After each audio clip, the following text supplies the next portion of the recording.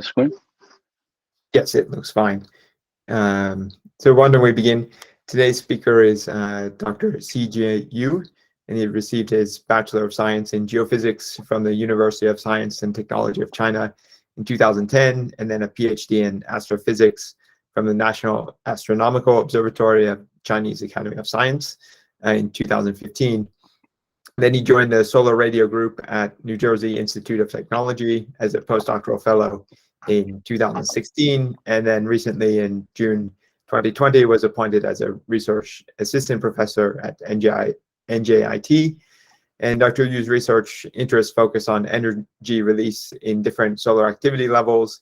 And as a member of the expanded Owens Valley Solar Array, he's one of the main developers of the data calibration and imaging pipeline. And he's also a key team member for commissioning the Jansky VLA for solar observing P and C band with ultra-fast dump rates. And today he'll present on long-lasting solar coherent radio bursts and implications for solar-stellar connection. Please go ahead. Thank you very much for the introduction. I'm so happy to have the opportunity to present our recent work. So today I'm going to present some long-lasting solar coherent radio bursts that has never been reported before. And I will talk about the possible implications for solar and stellar connections. First, the instrument we are using for this study is the Very Large Array. So for people who doesn't know the VOA, VOA is a 27 element array located in New Mexico. It is a general purpose instrument. So for anyone who wants to use it to observe the sun, he or she need to write a proposal. And the solar observation mode started to commission in 2011.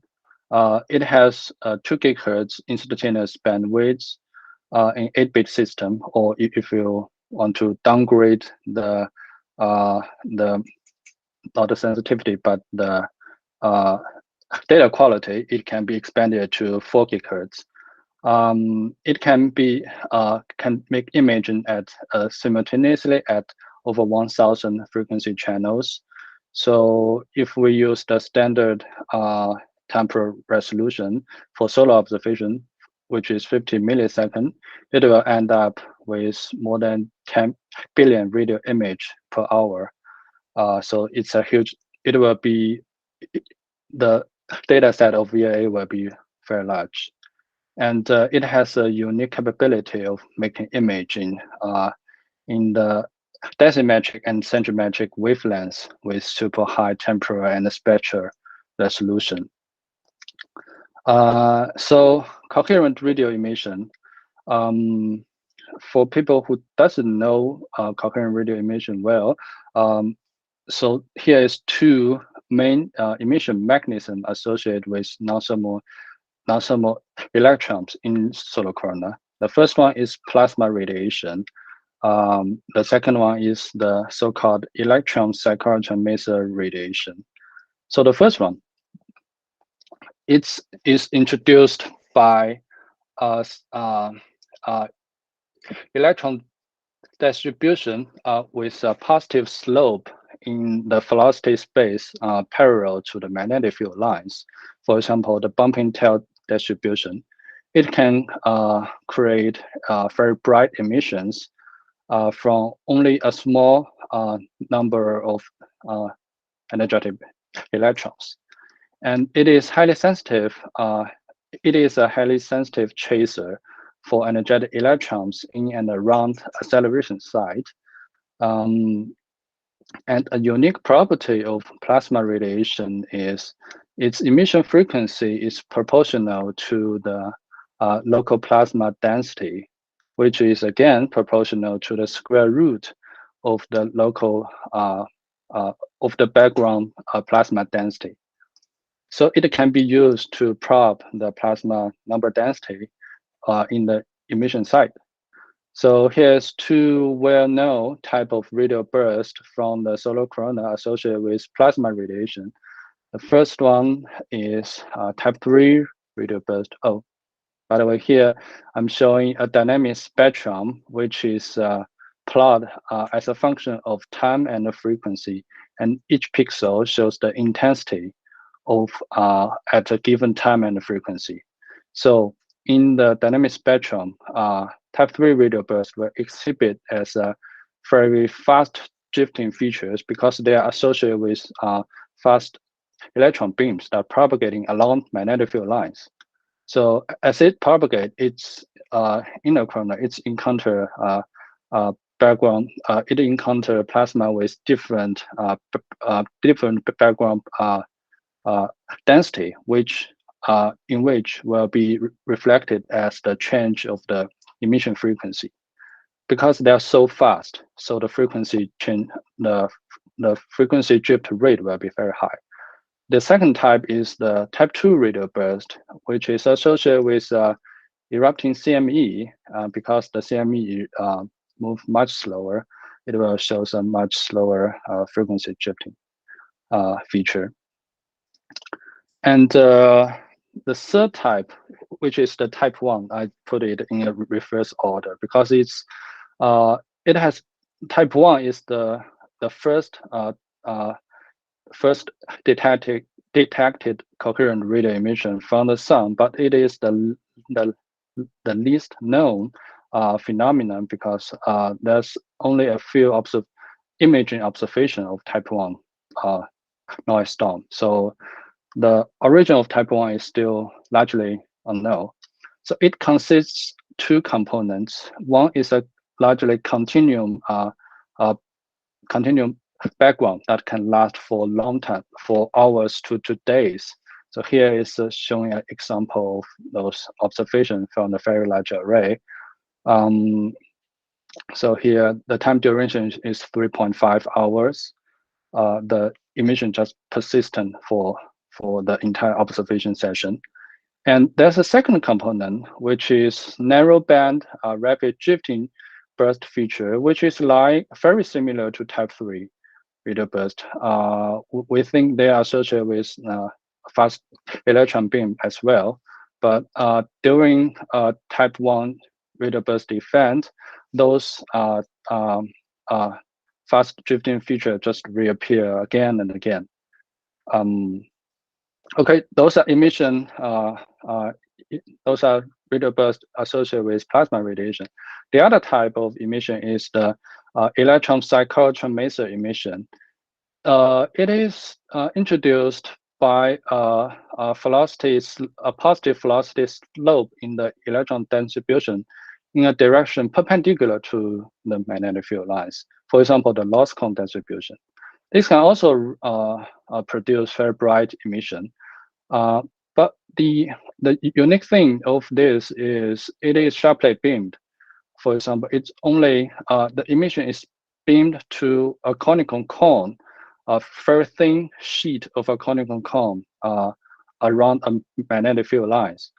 And another unique characteristic is its emission frequency is proportional to the magnetic field strength, which once we know the emission frequency, we can know the magnetic field of the size of the source. So, for example, ECM emission is largely involved to explain radio emission from the polar region of Jupiter, of magnetized planetary, magnetized planet, for example, Jupiter and Saturn. It is so-called the radio aurora. They are produced by energetic electrons dumped into the polar region, but it's encounter the convergent magnetic topology in which loss cone or similar electron distribution will develop and then excite the ECM emission. And because the emission is is sharply beamed, so that it is highly dependent on the observation direction. Only when the emission cone is pointing towards the observer, it can be observed. So, for example, for the Jupiter case, ECM emission usually appear as two types. One is the long burst, so-called long burst. It is produced by the interaction of Jupiter satellites and its interaction with the magnetic field of Jupiter. So because it's highly beamed, it will produce those arc-like features on the dynamic spectrum, and depends on where the satellite is located. For example, Io, where Io is located, it will produce ascending arc or descending arc. Another type is short duration burst, is so-called the S burst. S burst is less known, but the emission mechanism should be ECM, but how they are produced is less known than a long burst. But they appear as very short, rapid drifting features occur at a very short cadence. Okay, ECM emission has also been spotted from the sun, but the observation case is very rare. Some of them appear as those S burst, very similar to S burst on Jupiter. They are found to be located from a large-scale loop on the top of a large-scale loop, but where and how they are generated is largely unknown. The second case is a long-lasting event, 3 minutes, and it is suggested to be ECM emission modulated by MHD oscillation and produce those QPP events. The third one is they use ECM emission to explain the so-called type 4 radio burst, which is usually located behind, underneath CME, but type 4 is not a complicated topic. I will not go to details about this. Beyond our solar system, ECM emission has also been found, especially in particular on low mass stars. For example, M-type stars, M-dwarf. M-dwarf as the most common type of stars in our galaxy, it may harbor the most habitable zone planets in the galaxy. So it is really interesting to investigate ECM emission from M-dwarf or low mass stars. Those exo ECM emission appear as broadband emission with very high circular polarization, and their emission intensity, their radio emission intensity, largely depart from the tight Goodell-Benz relationship, which is an empirical relationship between radio luminosity and X-ray luminosity, assuming those radio emission is produced by flare-accelerated particle through Dreyer synchrotron emission. So this ECM emission is largely depart from this tight relationship. The most popular scenario to explain stellar ECM emission is under the planetary paradigm. So emission is so they usually assume a dipole magnetic topology for those stars, and as the direction of the magnetic dipole is misaligned with the rotation axis of the star. As the star rotates, once the emission beam is pointing towards the observer will see the emission. So the emission will be rotationally modulated by the star rotation. Here's a few nice examples in the past 2 decades. I'll not go to details.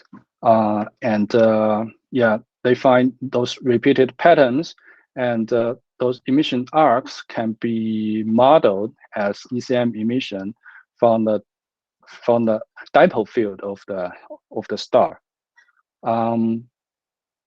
And because the emission frequency is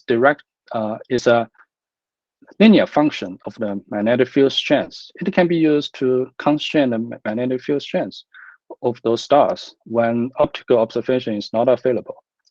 So here's a nice example, shows a function. So here shows a relationship between magnetic energy density with the convected energy flux. So assuming the magnetic field of a star is generated by the convection energy from the interior region of the star, they should have a empirical relationship. So here, this solid line shows the relationship, and we can find Earth, Jupiter, and low mass stars. Most of them are tightly distributed around this line. But however, there are some outliers from low mass stars. Magnetic field measurement with ECM, assuming ECM emission, suggests that very high magnetic field strength at least a few thousand Gauss, which is not which cannot be explained by the current model of stellar dynamo. So why is that? And there's an ECM emission because as for the case of Jupiter, it needs electromagnetic engine to power those emissions. So for the case of Jupiter, it is powered by orbiting satellites. So it is also the case for a low mass star, for an isolated low mass star. For example, as the case shown here, for it is an isolated M dwarf, red dwarf to be accurate. There's no stellar wind to power those kind of emissions. So it has to be some orbiting satellites around the star. So ECM emission can be used as a tool to probe the existence of exoplanets. So here is a summary why ECM emission is important for those kind of study. It has very strong implications.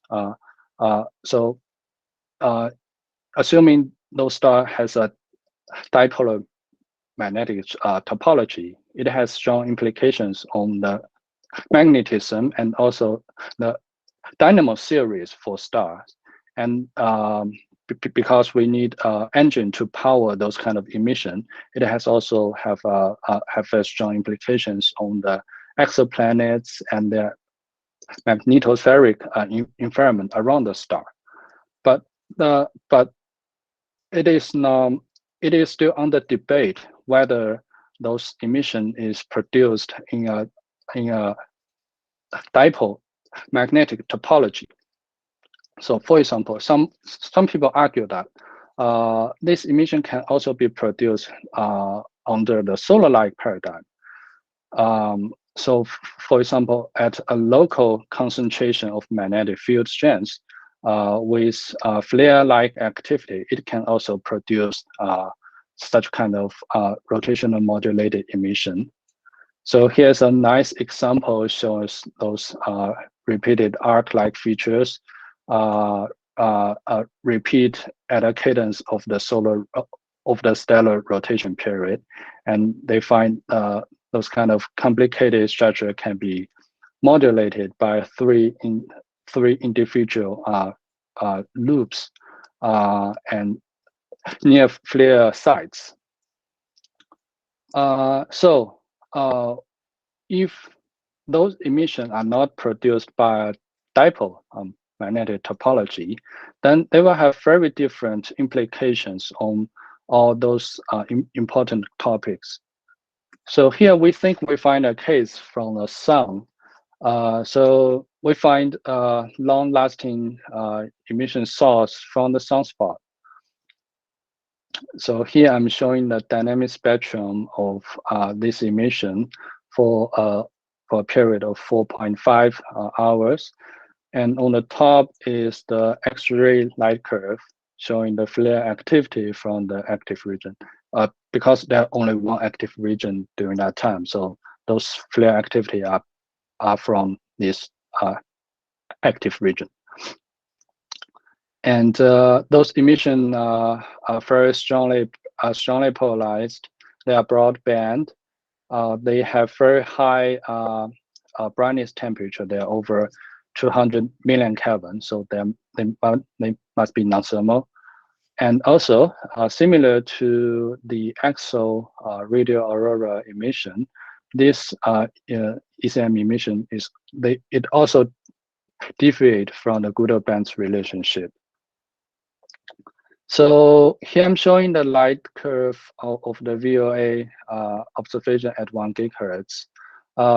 This event is also observed by those radio flux monitor distributed all around the world, but they don't have imaging capability. So we don't know where the source is located, but they record the light curve.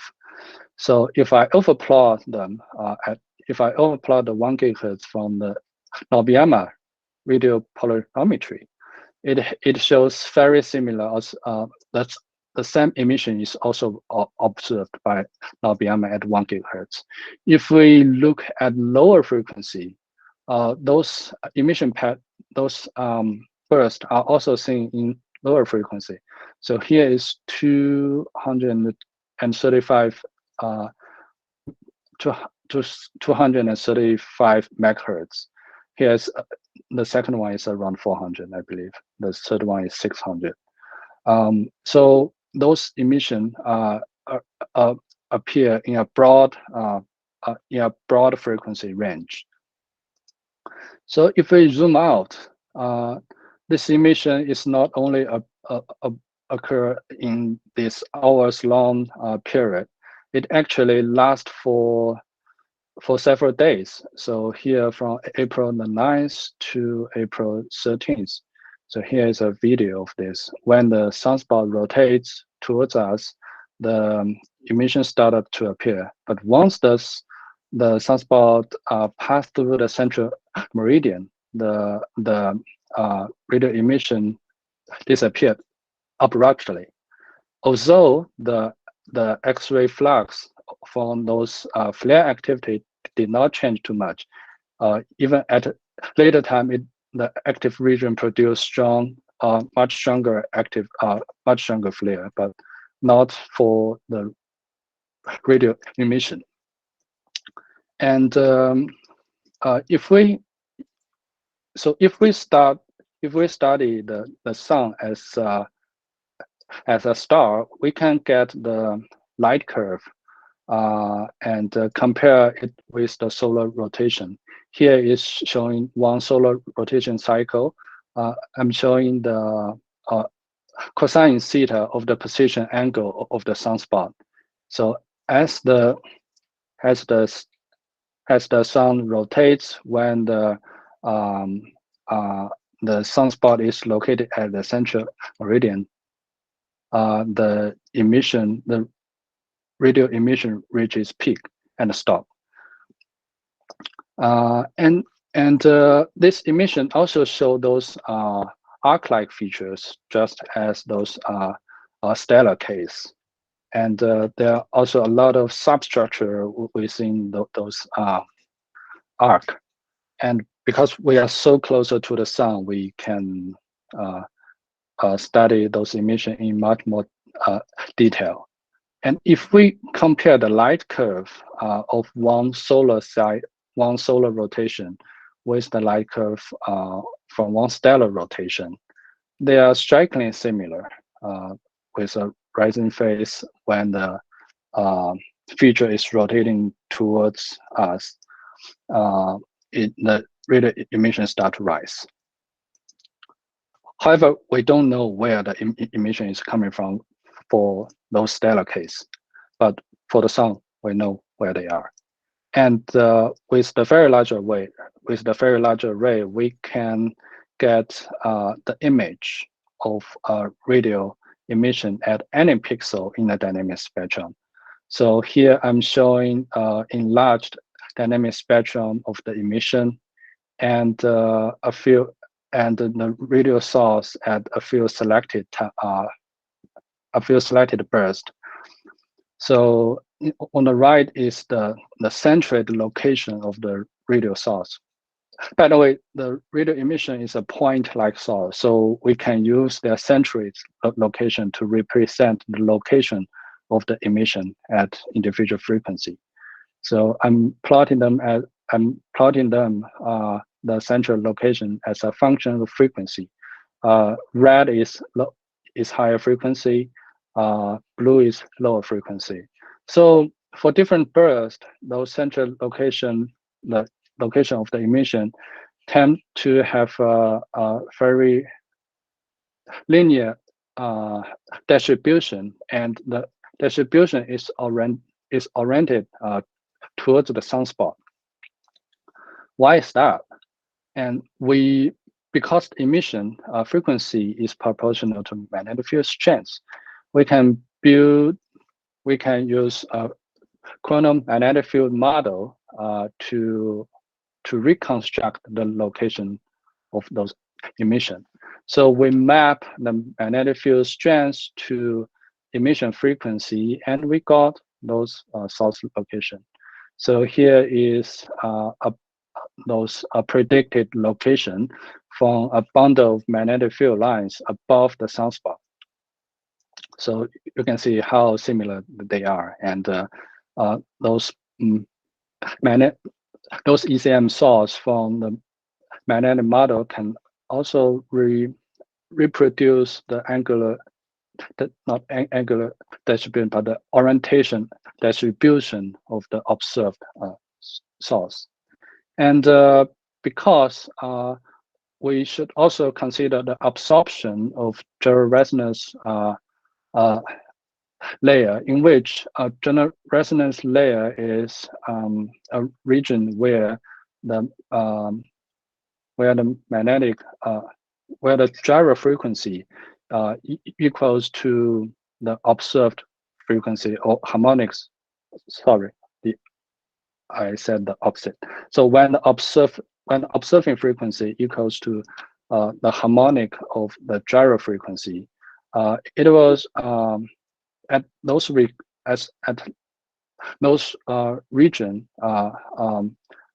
radio emission will experience very strong absorption.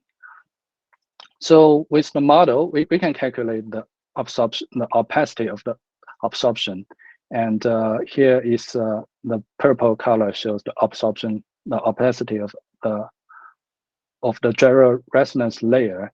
And after we block a portion of the ECM source with the layer, the location match the predicted location match the observation much better. So here, what it tells us, the feasibility of the observed source is a happy coincidence of the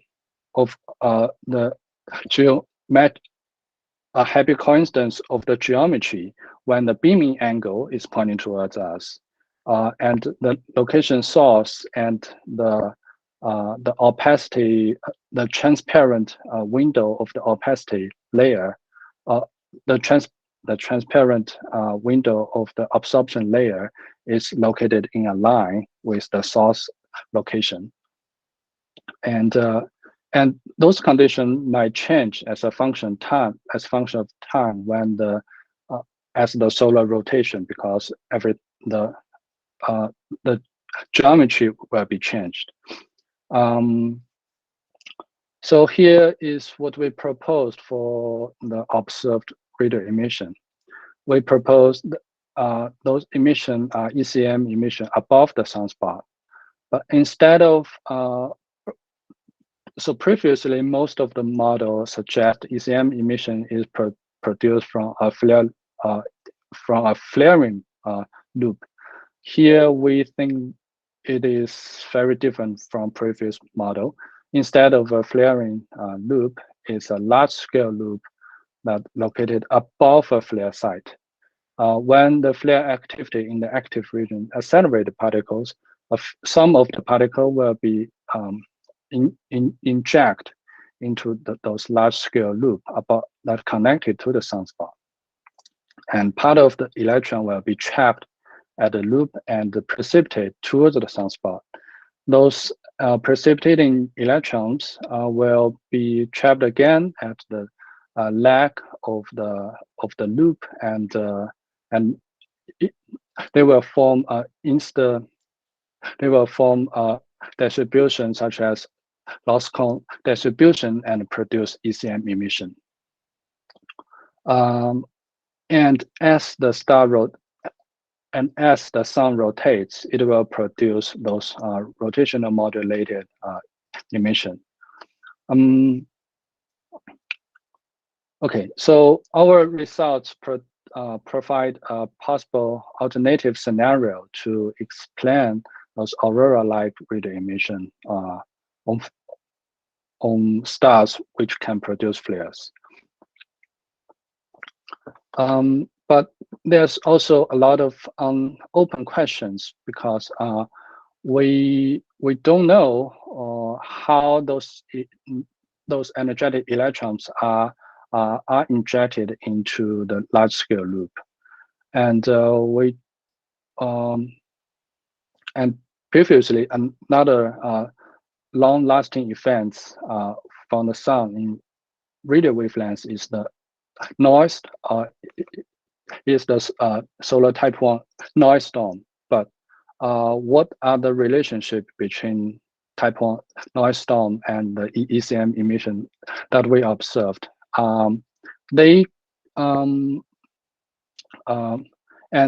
What is the specific coronal condition required to produce those long-lasting events? Are they prefer a closed loop, so which require those confined flares that does not disrupt the coronal structure of the active region? If the particles are accelerated by an eruptive flare, the flare will open the large-scale loops that above those flare site, and we think the ECM emission will not be produced in that case.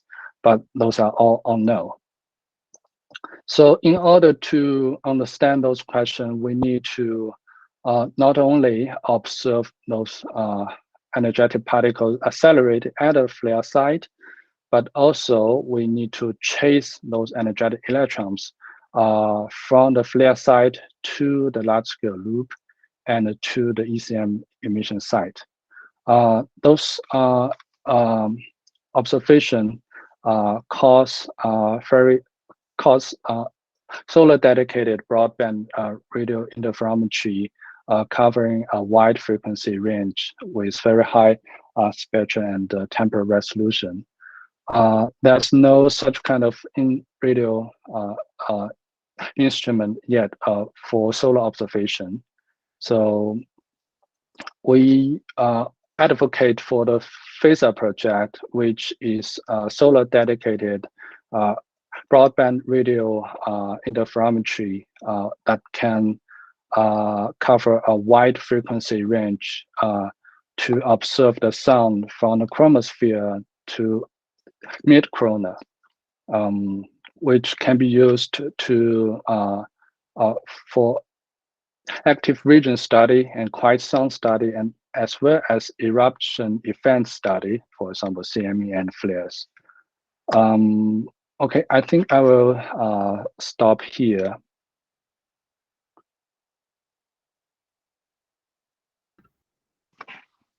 All right, thank you. Does anyone have any questions in the audience?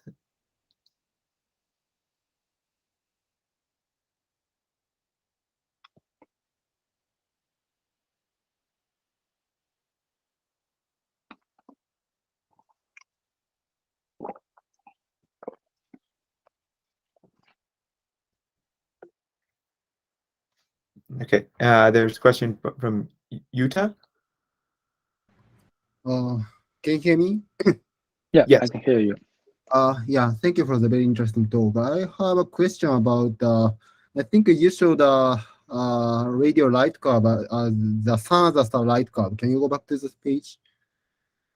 This one. Comparing with, yeah, I think once right back. Yeah, sorry, this one. Uh, so I think I don't understand how. So what's the, so, okay, one stellar rotation. So, so the emission is peak when the sunspot is on the uh, middle or at the It's center on the of the. central meridian. Yeah. Uh-huh. Yeah, I Yeah. remember there is recently there is a paper by Torimi et al. Discussing UV intensity changes during sunspot passage, and I think it might be interesting to compare with such data. For example, now or are there any how sunspot type or sunspot structure affecting the intensity changes for Um, applying stars? that's a very good question. To be honest, I don't know the answer. So for the observed case, the Mhm, sunspot has very simple geometry. mhm, It's an isolated sunspot with very rounded shape, mhm, and it does not change as it passing the solar disk. So yeah. So I think the important thing is not the geometry of the sunspot, but the geometry of the active region. mhm, It requires a large-scale loop of overlying the flare region, which which can capture the flare accelerated particles. So we know flare can accelerate energetic particles, and part of them can even escape to the interplanetary space. But mhm, if the coronal magnetic topology above those flare site does not have an open uh, geometry, the the overlying magnetic structure will capture those mhm, and trap those energetic electrons. And so if we consider the Coulomb collision lifetime for those energetic electrons. Uh, to produce ECM emission, those energy of electrons are typically 10 to 20 keV. If we consider the plasma density of 10 to the order of 8, consider a very large scale loop, mhm, the trapping time will typically be tens of seconds. mhm, And which is consistent with the duration of individual burst. And during this time of observation, there's so many flare activities in this, so many weak but very rapid flare activities in the region. So they can produce sort of uh, sort of continuous uh, supply of energetic particles to the system. That's something important. The overall geometry of the active region is important, but mhm. I think the shape or the topology of the sunspot itself, it's not a very big issue. Okay. Okay. Thank you very much for the yeah interesting point. Okay. Thank you. And there's another interesting point is why the emission does not occur when when the sunspot is passing to the western side, when the Oh. sunspot is located is in the west hemisphere. We think that's because of the opacity. So the opacity it strongly depends on the live site, the angle between the observation live site and the magnetic field line. And also it is a function of the plasma density. So when the sunspot, in the observed case, the active region is located in the east side of the sunspot. And when those flare activity can boost the plasma density on the east side of the sunspot to be much higher than the other region of the active region. So the high plasma density will result in very high opacity that block the ECM emission. And even worse, there's a lot of field lines in the west-hand side that is perpendicular to the line of sight when the sunspot is located in the east hemisphere. Sorry, west hemisphere, the opposite. Then it will also make the opacity higher.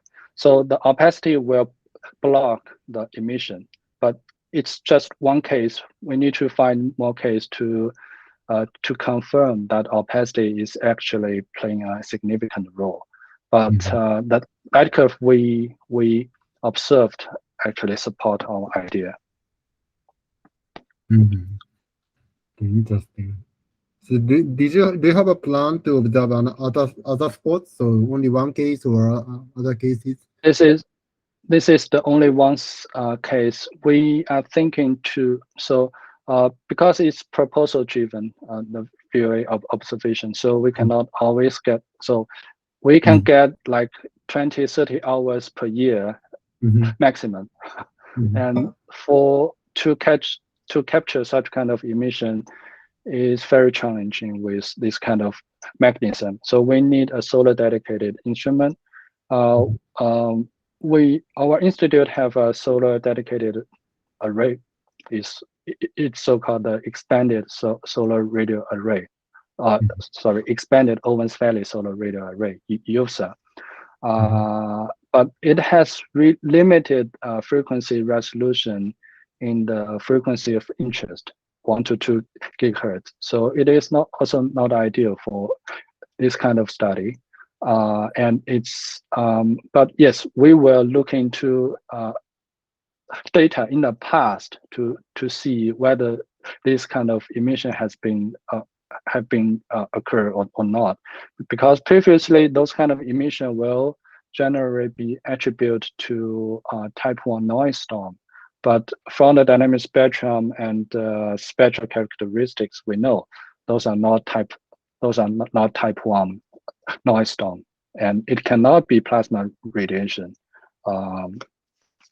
So we need to look into the historical data and see whether there are similar case or not.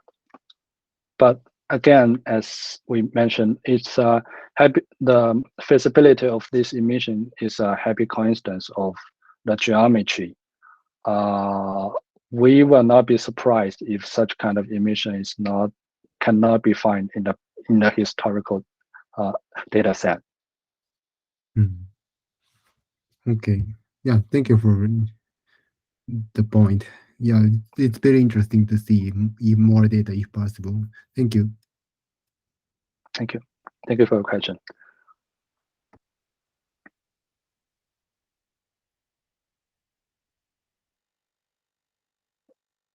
Are there any other questions?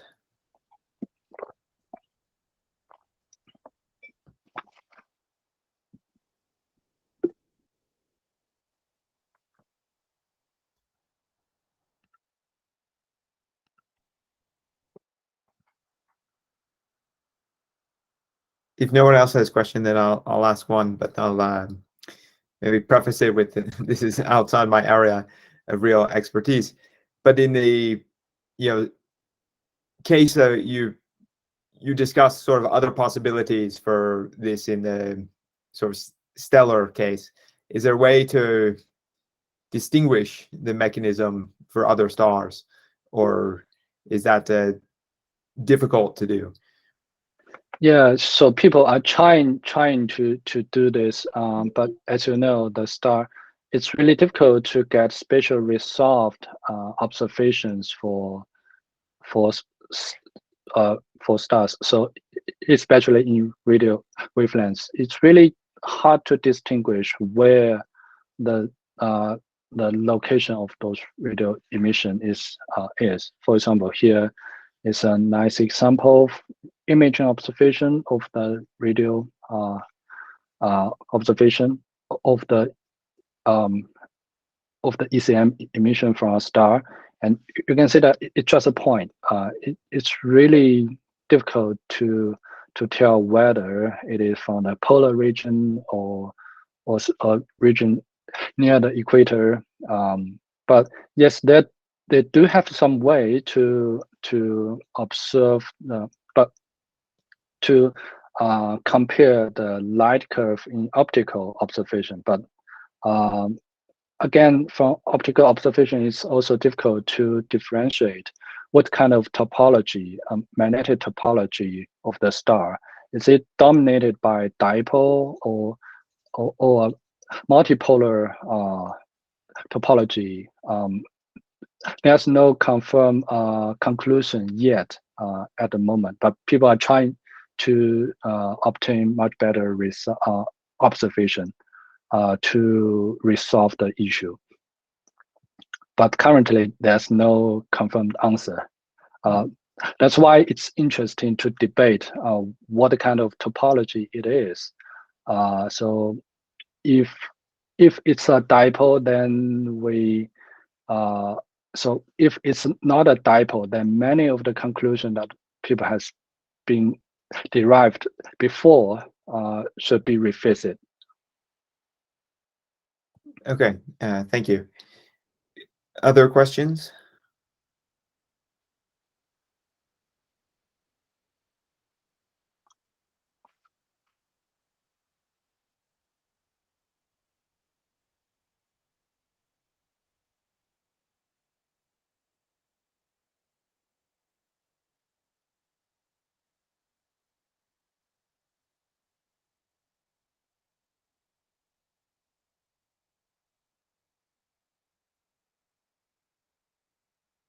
Okay, if not, then thank you again for an interesting presentation. Thank you all for your attention.